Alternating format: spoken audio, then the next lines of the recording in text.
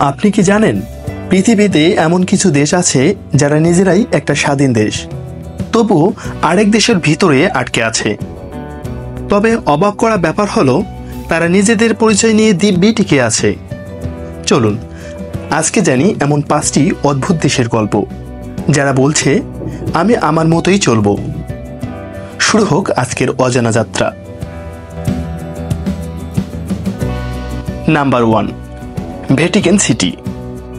বিশ্বের সবচেয়ে ছোট দেশ, লোকসংখ্যা মাত্র 800, আয়তন 0.49 বর্গ কিলোমিটার।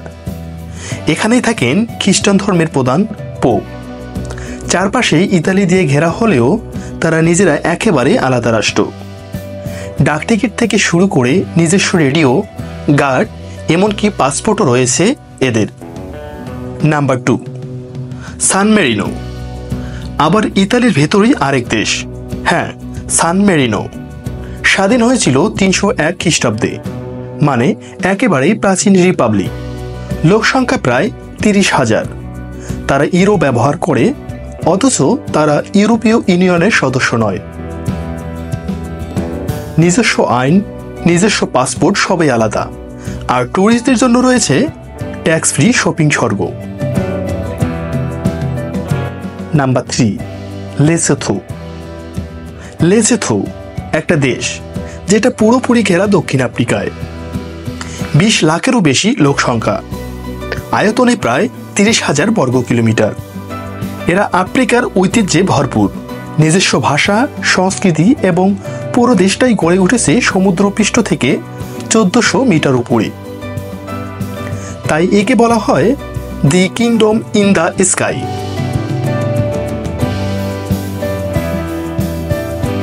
Number 4, Monaco.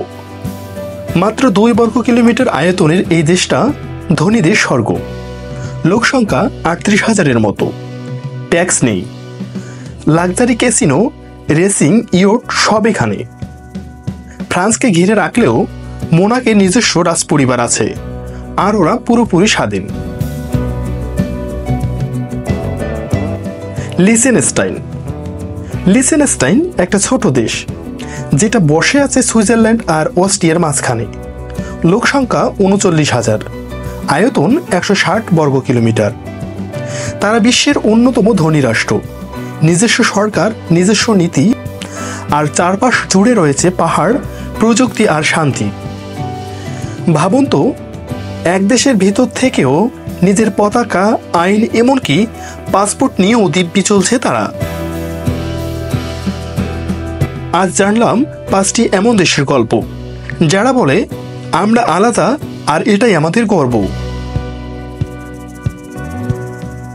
ভিডিও ভালো লাগলে একটা লাইক দিন, সাবস্ক্রাইব করতে ভুলবেন না, আর কমেন্টে জানিয়ে দিন এই 5টার মধ্যে কোনটা আপনাকে সবচেয়ে বেশি চমকে দিয়েছে। বিশ্বকে জানুন প্রতিদিন একটু নতুন চোখে।